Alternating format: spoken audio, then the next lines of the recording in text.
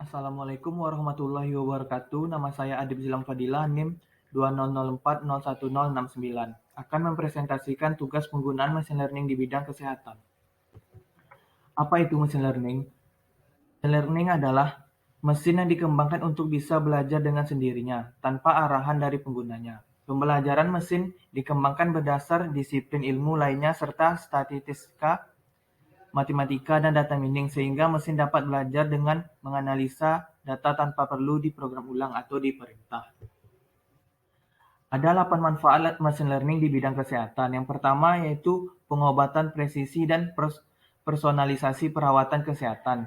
Pengobatan presisi memungkinkan rencana perawatan yang sangat spesifik dan personalisasi, sehingga dapat menghasilkan hasil klinis yang lebih baik. Yang kedua ada aplikasi kategorisasi. Teknologi ini dapat digunakan untuk menginformasikan kebijakan dan langkah-langkah pencegahan yang efektif, serta membantu penyediaan perencanaan kapasitas. Lalu ada menganalisis pencitraan. Teknologi ini juga digunakan untuk mengklarifikasikan gambar dengan volume tinggi dan cepat. Yang keempat ada klaim dan administrasi pembayaran. Menyederhanakan klaim dan administrasi pembayaran, misalnya memfasilitasi data klaim yang lebih akurat dan memastikan klaim itu benar.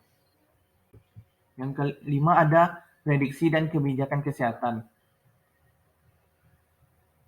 Yang keenam itu diagnosis dan pengobatan. Untuk meningkatkan proses keputusan penyediaan layanan kesehatan untuk perawatan terbaik, alat CDS menganalisis volume besar data untuk menginformasikan saran pengobatan. Mereka juga dapat menandai kemungkinan masalah sehingga penyedia dapat mengambil tindakan pencegahan. Lalu pengembangan obat, membuka jalan untuk studi yang lebih baik dan mengembangkan obat yang lebih cepat dan lebih efektif. Yang terakhir itu proses administrasi dan lainnya.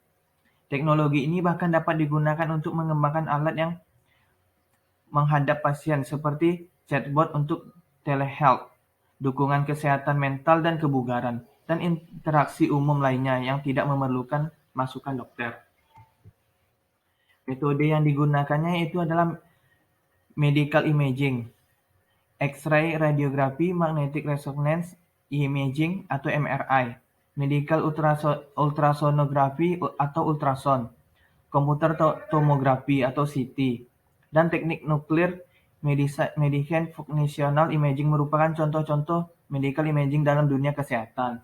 Yang kedua itu ada penemuan obat. Tahap R&D dapat menggunakan metode pattern recognition dan knowledge graphic, di mana machine learning menguji sebanyak mungkin molekul dan mengklarifikasi berdasarkan syarat-syarat tertentu untuk melihat potensial molekul tersebut. Selain itu, terdapat teknologi yang baru-baru ini ditemukan yang dirancang untuk dapat membaca proses pelipatan protein menggunakan AI, yakni AlphaFold. Yang ketiga itu adalah Electronic Health Record atau EHR. Itu meliputi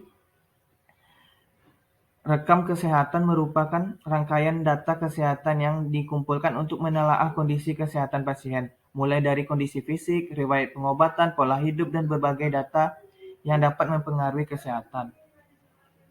EHR sebenarnya sudah cukup lama dikembangkan, tetapi selama ini kurang efektif karena minimnya teknologi dalam pengolahan data.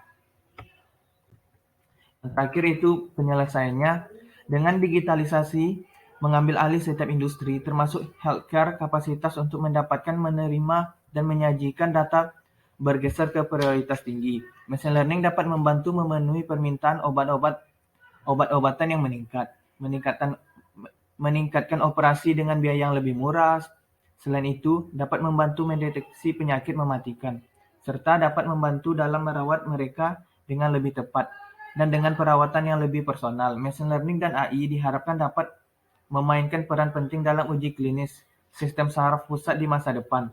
Perkembangan machine learning memiliki potensi lain dalam healthcare termasuk telemedicine, karena beberapa perusahaan machine learning juga sedang mempelajari cara mengatur dan menyampaikan informasi kepada dokter selama sesi telemedicine, serta menangkap informasi selama kunjungan virtual untuk merampingkan alur kerja.